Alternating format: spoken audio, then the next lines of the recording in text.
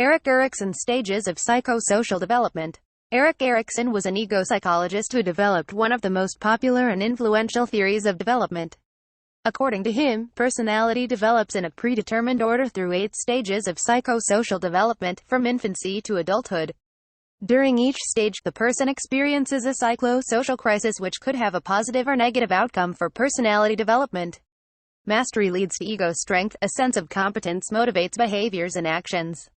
If the stage is handled well, the person will feel a sense of mastery, which is sometimes referred to as ego strength or ego quality. If the stage is managed poorly, the person will emerge with a sense of inadequacy in that aspect of development. 8 stages of psychosocial development. Stage 1, trust versus mistrust. Stage 2, autonomy versus shame and doubt. Stage 3, initiative versus guilt. Stage 4, industry versus inferiority. Stage 5, identity versus confusion. Stage 6, intimacy versus isolation. Stage 7, generativity versus stagnation. Stage 8, integrity versus despair. Stage 1, trust versus mistrust, occurs between birth and 1 year of age and is the most fundamental stage in life. In this stage, an infant is utterly dependent upon adult caregivers for everything they need to survive, including food, love, warmth, safety, and nurturing. Developing trust is based on the dependability and quality of the child's caregivers. Caregivers who are inconsistent, emotionally unavailable, or rejecting, contribute to feelings of mistrust in the children under their care. Outcomes. If a child successfully develops trust, the child will feel safe and secure in the world.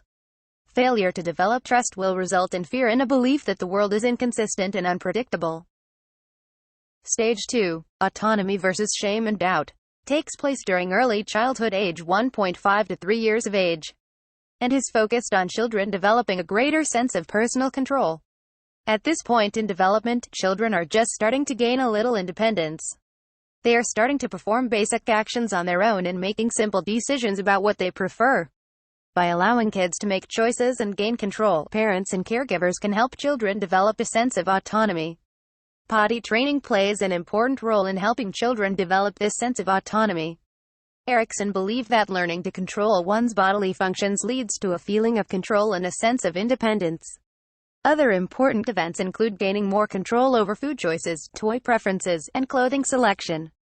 Outcomes. Success during this stage of psychosocial development leads to feelings of autonomy. Failure results in feelings of shame and doubt. Stage 3, initiative versus guilt, takes place during the preschool years, ages 3 to 5 years. At this point, children begin to assert their power and control over the world through directing play and other social interactions. Outcomes. Children who are successful at this stage feel capable and able to lead others. Success in this stage leads to a sense of purpose.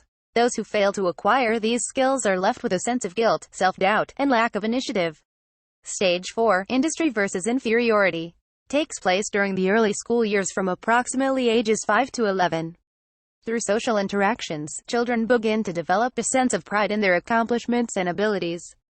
Outcomes. Children who are encouraged and commended by parents and teachers develop a feeling of competence and belief in their skills. Those who receive little or no encouragement from parents, teachers, or peers will doubt their abilities to be successful.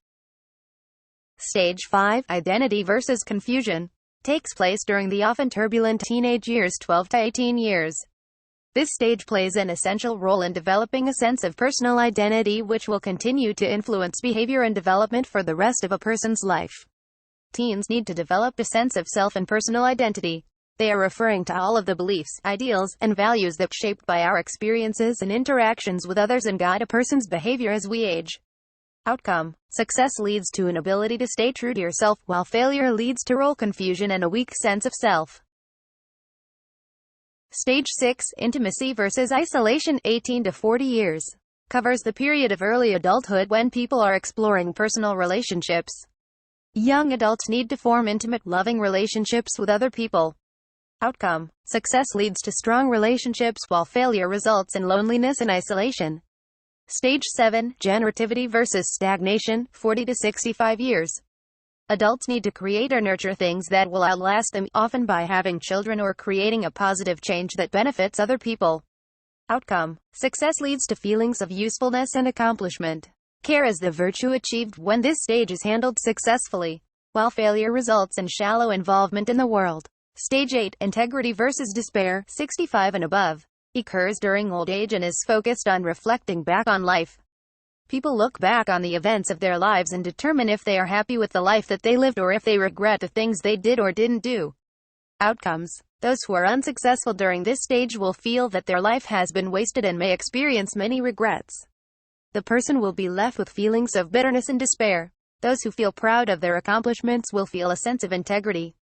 Successfully completing this phase means looking back with few regrets and a general feeling of satisfaction. These individuals will attain wisdom, even when confronting death.